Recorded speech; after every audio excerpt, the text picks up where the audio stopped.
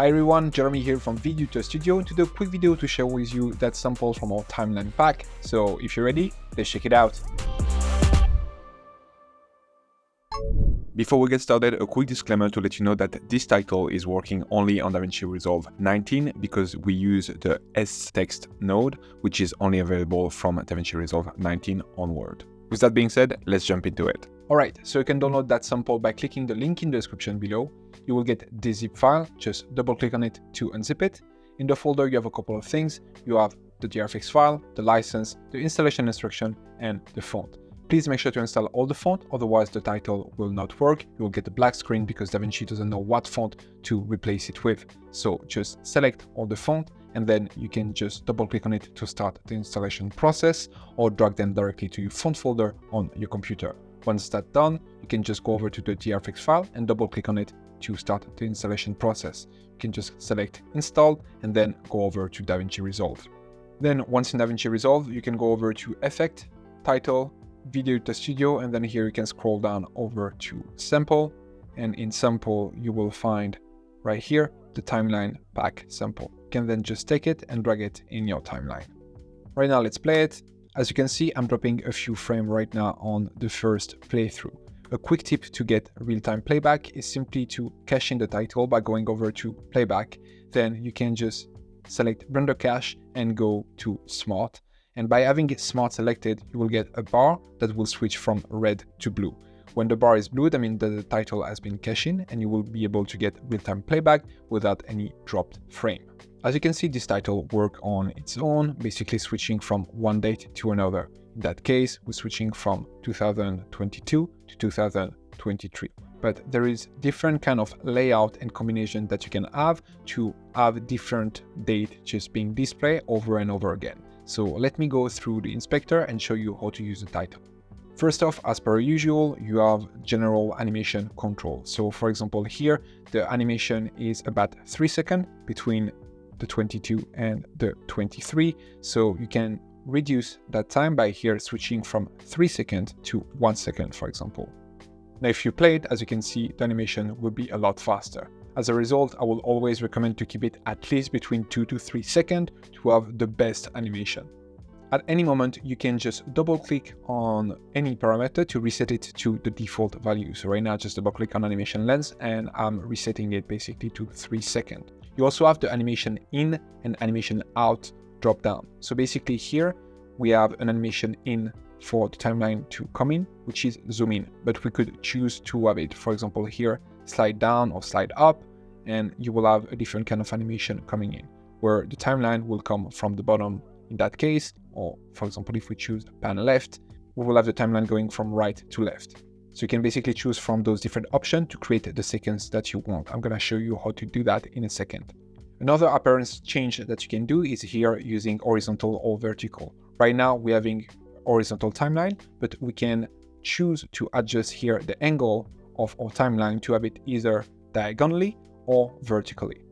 As you can see, when we're adjusting the timeline, there is only the timeline that is moving, but the text is actually staying straight, which allows us to just really modify it as we want to fit our composition. For example, you could put the timeline in an angle and having the display diagonally, but you can still read through the text very easily because it's still straight. As mentioned, you can adjust here the overall position.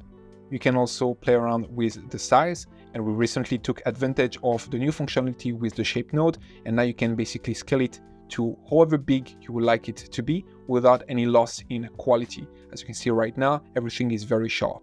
You can also play around here with the soft edges, which is basically here on the side of the timeline and the width of that mask. Then the second drop down right here, you can adjust the timeline control. So basically you can play around with the overall width of those points. You can play around with the height, so on and so forth. You can also play around with the corner radius if you want to have straight corners, or if you want to have a rounded corner, which will apparent more to circle in the end. You can play around also with the color and basically have a different color for each element. So for example, here we could have a certain color for the timeline, then we could have another color for the circle, and then we can have another color for the outer circle. Right now, let's just reset all the colors to the default ones. And then finally, you can just adjust here the text. So you can basically change the first text. So here, let's say 2024, for example, and then 2025. And basically here we have the starting point at 2024 and then moving to 2025. You can do the usual with the size, tracking, line spacing, etc. Now let's just bring a fresh one in our timeline. Right now, let me show you how you can create a continuous timeline with multiple titles to go from one date to another. So right now, as you can see, we're starting from 2022 and then we're going to 2023. Now, what we want is to continue that timeline to go from 2023 to 2024, 2024 to 2025, so on and so forth, with the timing that we choose. So to do that, we're basically gonna stack them like next to each other. There is two main parameters that we're gonna need to take into account. It's gonna be the animation in and the animation out to either have it happen or not, and the timeline animation start to middle, only middle, or middle to end. So right now, the best way to just show you that is just to display right there. As you can see, we have start to middle, meaning that the overall layout gonna be here to start, to have like some empty space on the left side, and then to continue all the way to the middle of the timeline. But here, if we select middle to end, as you can see, we're arriving at the end of the timeline instead. We're starting from the middle of the timeline and arriving at the end of the timeline. So you're basically gonna have to play with those different ones to create your timeline.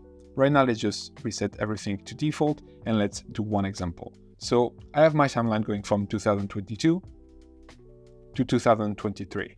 I'm just gonna copy this title and then paste it after the second one. And now, if we play it, it's not gonna work automatically. We have 2022, 2023, and it's obviously gonna just go away and repeat itself. The first thing we want to do is here on the second one, change first off the text. So I'm gonna go to the text and I'm gonna do 2023 to 2024. Okay, so now we have our second one that's gonna continue. But here we want to make sure that they stay on screen. So on the first one, we're gonna go to the animation out and we're gonna select none for the animation. So basically that stay on screen. And same thing here for the second title. We're gonna go and this time in the animation in, select none. That way we have no animation out for the first one and no animation in for the second one. They stay both on screen. But right now we have an issue is that the second one is start to middle. We want it to go from only middle. That way we have continuity between the two titles. And now if we play it, we're starting from 2022, going to 2023, and then continuing to 2024. Now, if we want the timeline to end here, what we could do is instead of selecting only middle, we could select from middle to end. And it will be the same thing here in the middle that will stay where it is, but at the end, we're just finishing the timeline. So we can repeat that process as much as we want. So right now I'm just gonna go back to only middle. I'm gonna copy the title and continue. And we can just select whatever time we need. For example, here, if there is someone talking under that title, we can just extend that, okay, for it to be on screen longer, and then the animation gonna continue later on. So you can really adjust the timing as you wish. In that case here, we're gonna change the text, gonna go from 2024 to 2025, right there.